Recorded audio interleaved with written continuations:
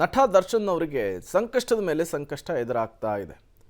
ಜೆಟ್ಲ್ಯಾಗ್ನಲ್ಲಿ ಅವಧಿಗೂ ಮೀರಿ ಪಾರ್ಟಿಯನ್ನು ಮಾಡಿರುವಂತಹ ಕೇಸ್ಗೆ ಸಂಬಂಧಪಟ್ಟಂತೆ ನಿನ್ನೆ ಸ್ಟೇಷನ್ಗೆ ಹಾಜರಾಗಿ ಸ್ಟೇಟ್ಮೆಂಟನ್ನು ಕೂಡ ಕೊಟ್ಟಿದ್ದಾರೆ. ನಿಯಮ ಉಲ್ಲಂಘಿಸಿ ತಡರಾತ್ರಿಯವರೆಗೂ ಕೂಡ ಸೆಲೆಬ್ರಿಟಿಗಳು ಜೆಟ್ಲ್ಯಾಗ್ ಪಬ್ನಲ್ಲಿ ಪಾರ್ಟಿ ಮಾಡಿದ ಕೇಸ್ನಲ್ಲಿ ನಟ ದರ್ಶನ್ ಸೇರಿದಂತೆ 8 ಮಂದಿ ನಟರು ತಮ್ಮ ಹೇಳಿಕೆಯನ್ನು ದಾಖಲಿಸಿದ್ದಾರೆ. ನಟರಿಂದ 15 ಪ್ರಶ್ನೆಗಳಿಗೆ ಸುಬ್ರಹ್ಮಣ್ಯ ನಗರ ಪೊಲೀಸರು ಉತ್ತರವನ್ನು ಪಡೆದುಕೊಂಡಿದ್ದಾರೆ.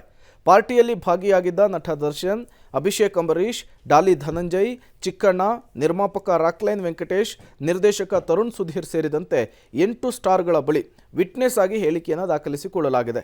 ಪಾರ್ಟಿಯ ಬಗ್ಗೆ ಸವಿವರವಾದ ಮಾಹಿತಿಯನ್ನು ಪಡೆದುಕೊಂಡಿದ್ದು, ಪ್ರಕರಣದಲ್ಲಿ ಪಬ್ ಮ್ಯಾನೇಜರ್ ಮತ್ತು ಮಾಲೀಕರನ್ನ ಆರೋಪಿಗಳನ್ನಾಗಿ ಪರಿಗಣಿಸಲಾಗಿದೆ. ಮ್ಯಾನೇಜರ್ ಮತ್ತು ಮಾಲೀಕರ ಮೇಲೆ ಕೇಸನ್ನು ಮಾಡಿ ತನಿಖೆಗೆ ಪೊಲೀಸರು ಮುಂದಾಗಿದ್ದಾರೆ. ತನಿಖೆ ಮುಕ್ತಾಯದ ಬಳಿಕ ಕೋರ್ಟ್ಗೆ ಚಾರ್ಜ್ ಶೀಟ್ ಅನ್ನು ಸಲ್ಲಿಸಲಿದ್ದಾರೆ. ಅಂದರೆ ದೋಷಾರೋಪ ಪಟ್ಟಿಯನ್ನು ಸಲ್ಲಿಸಲಿದ್ದಾರೆ.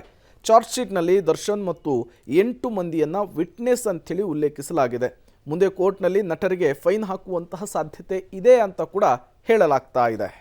ಇದೇ ಫಸ್ಟ್ ಟೈಮ್ ಗ್ರಾಹಕರಿಗೆ ನೋಟಿಸ್ ಕೊಟ್ಟು ಠಾಣೆಗೆ ಕರೆಸಿ ಈ ತರ ಒಂದು ಸ್ಟೇಟ್ಮೆಂಟ್ ತಗೋಬೇಕು ಅನ್ನೋದು ಎಷ್ಟು ನಮಗೆ ಗೊತ್ತಿಲ್ಲ. ಅದು ಇದರಿಂದ ಯಾರಿದ್ದಾರೆ ಅನ್ನೋದು ನನಗೂ ಗೊತ್ತಿದೆ.